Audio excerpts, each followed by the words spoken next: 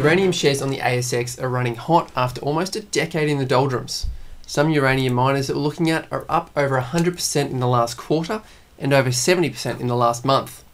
This is Shares in Play, where we look at the leading themes on the ASX and the companies driving the market higher. Where today, we're looking at the top 6 uranium miners on the ASX this month.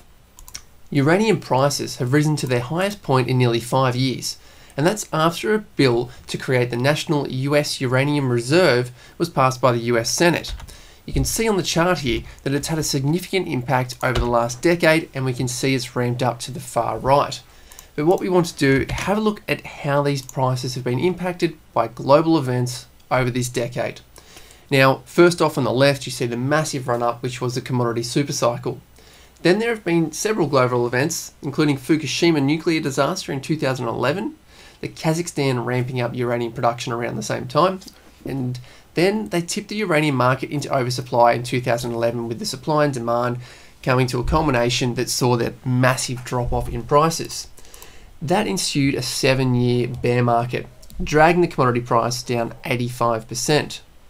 Now, the bear market also killed off many industry participants, with the number dropping from more than 500 to around about 50.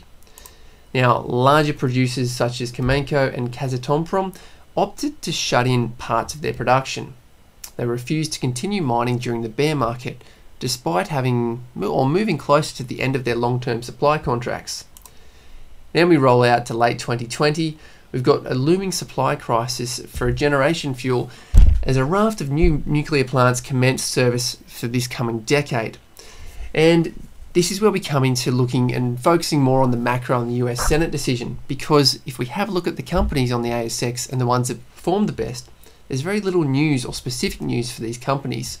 So we keep that focus on the macro side and see that the US Senate Committee on Environment and Public Works approved the bill that advances the federal initiative to establish the National Strategic Uranium Reserve, and it had bipartisan support.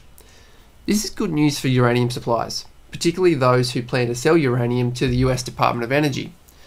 Now, under the new American Nuclear Infrastructure Act, the DOE, Department of Energy, will only be able to buy uranium recovered from facilities licensed by the Nuclear Regulatory Commission or equivalent agreement state agencies. Importantly, it will exclude companies owned, controlled, or subject to jurisdictions in China or Russia from selling uranium to the US. We extend this out to the US elections, as the US Democrat Party will take power in January under the incoming President Joe Biden. They finalised a climate change platform in August, and this included existing and advanced nuclear technologies within what they call technology neutral approach, and it will aim to decarbonise the power sector in the United States.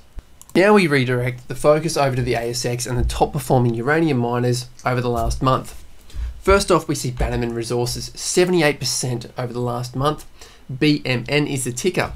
Now, the main news coming out since December has been that Shaw & Partners have initiated coverage with a buy.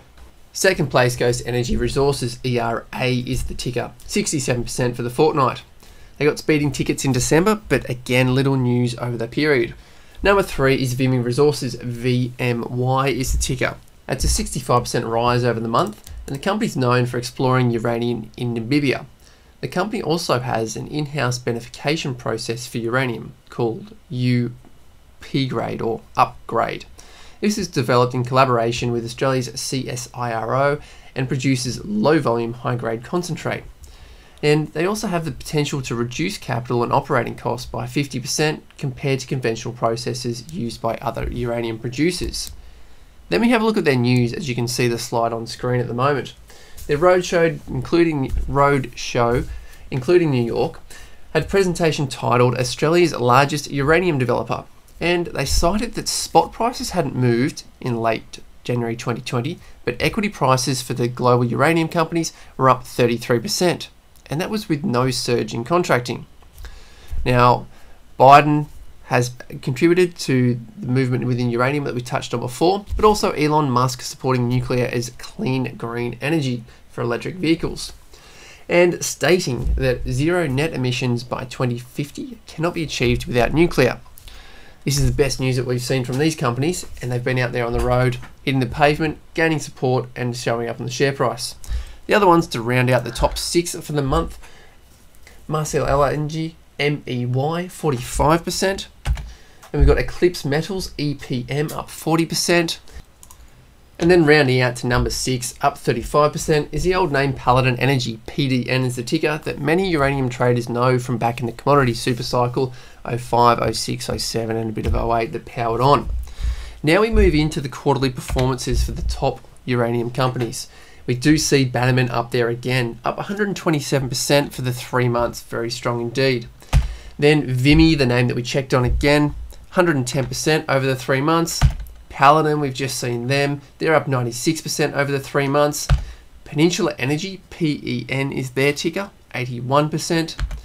Then Adavail, ADD, up 74%, and then Energy Resources, almost 71% over that 3 month period.